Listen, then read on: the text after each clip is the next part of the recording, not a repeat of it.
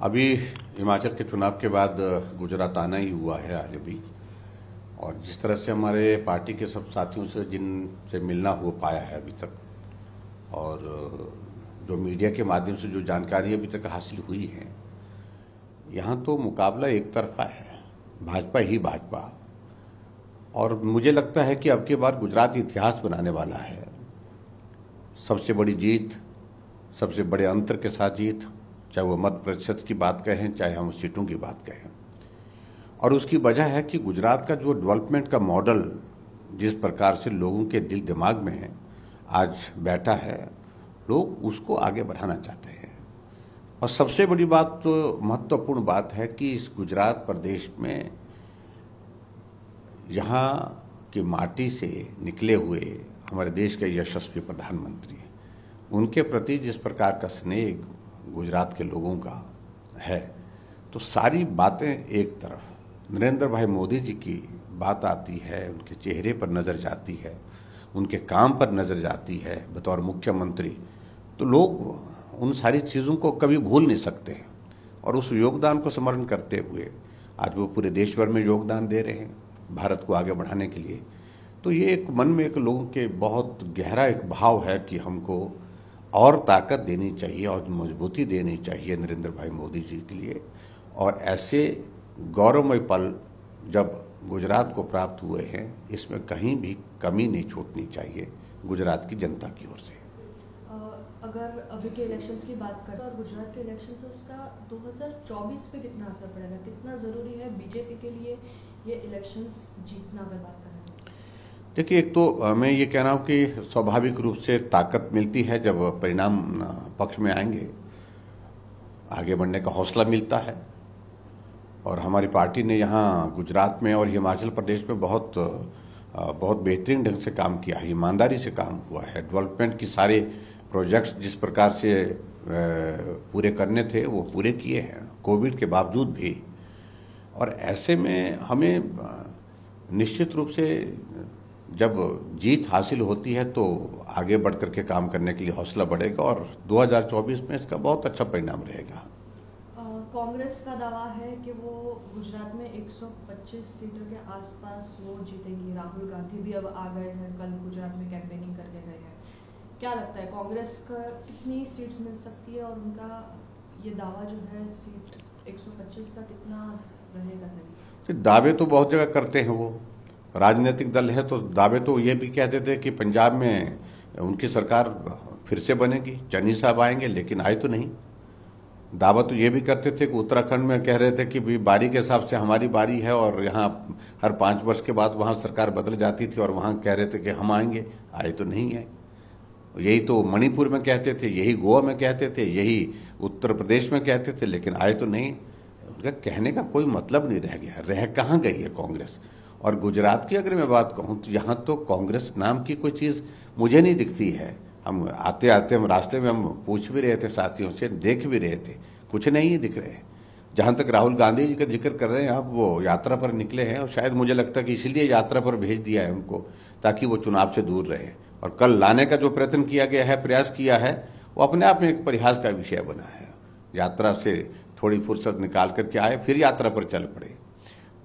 किसी भी नेता के लिए सबसे महत्वपूर्ण होता है, मेरा मानना यह है कि जब चुनाव किसी राज्य में हो तो चुनाव के लिए वो काम करे और चुनाव में पार्टी की जीत के लिए काम करे।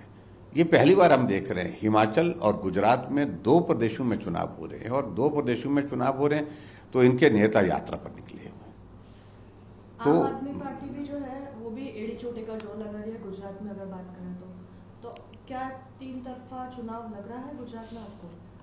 देखिए, ये पार्टी अब जहां तक पहुंची थी पहुंच गई, अभी नीचे रसातल की तरफ जाएगी, क्योंकि पूरी तरह से एक्सपोज हो गई है। जो अपने आप को एक ईमानदारी के उस आंदोलन से, भ्रष्टाचार के खिलाफ उस आंदोलन से निकले के बाद जिस तरह से वो बात कहते कि हम वहां से निकले हैं, पूरे देश भर में एक संदेश देने की कोशिश कर रहे थे। अगर भ्रष्टाचार के खिलाफ अगर कोई लड़ने वाली पार्टी है तो आम आदमी पार्टी, ये कहते थे वो। आज इतने सारे किस्से, इस छोटी सी ही उनकी जो आयु है इस पार्टी की जब से बनी है, एक नहीं अनेक किस्से, टिकट विधानसभा के बेचे जा रहे हैं, लोकसभा के बेचे जाते, राज्यसभा के टिकट, और उसके साथ साथ में अब तो हद ये हो गई कि जो छोटा चुनाव होता है काउंसलर का, मैं दिल्ली से ही आ रहा हूं, दिल्ली के चुनाव में, एमसीडी के चुनाव में, वहां भी काउंसलर के टिकट जो है वो भी बेचे जा रहे हैं। किसी पार्टी में हमने इस प्रकार की परिस्थिति देखी नहीं।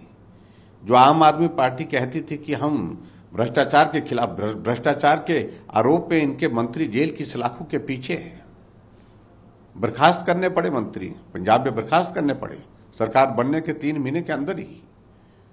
और जो आम आदमी पार्टी कहती थी कि हम पंजाब को ड्रग्स फ्री कर देंगे, यानी कि ड्रग्स के उस कारोबार में जो सारा, उस पर हम शिकंजा कसेंगे और वह बिल्कुल वहां पर ड्रग्स को समाप्त करेंगे।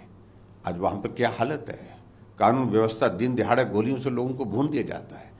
तो ऐसे में कोई बात रही नहीं जिस मुद्दे को लेकर के वो बात कह सकते हैं। और ये सारी चीजों को लेकर के फ्री फ्री फ्री की बात करने की कोशिश कर रहे हैं, तो ये लोगों को बिल्कुल भी स्वीकार्य नहीं। और गुजरात जैसा राज्य जो बहुत आत्मसम्मान के साथ हमेशा खड़ा रहा है, चाहे वो स्वतंत्रता का आंदोलन है, चाहे वो देश की रक्षा की बात है, चाहे वो समाज को आगे बढ़ाने की बात है, हर क्षेत्र में उस राज्य में इस प्रकार की बातों का कोई औचित्य नहीं है।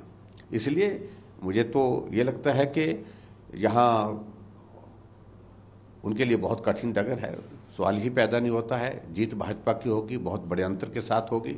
और हिमाचल प्रदेश में अभी हाल ही में हम चुनाव लड़ करके आए हैं, परिणाम हमारा 8 तारीख को निकलेगा। 68 सीटों में से 67 सीटों में उन्होंने चुनाव लड़ा है, और मैं ये कह रहा हूं कि 67 की 67 सीटों पर जमानत जब्त होगी।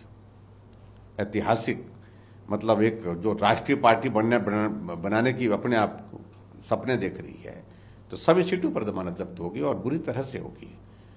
तो ऐसे में अगर भविष्य है वो भारतीय जनता पार्टी का है, और भविष्य जिस पार्टी के साथ देश का है तो वो भी भारतीय जनता पार्टी, और भारत का भविष्य निश्चित रूप से आने वाले समय में हमको बहुत उज्जवल दिखता है। नमस्कार, मैं हूं मानक गुप्ता। अगर आपको हमारा ये वीडियो पसंद आया हो तो इसे लाइक और शेयर जरूर करें, और हां, हमें सब्सक्राइब और फॉलो करना ना भूलें ताकि आप देश और दुनिया की कोई खबर मिस ना करें। तो जुड़े रहिए हमारे साथ और देखते रहिए News 24।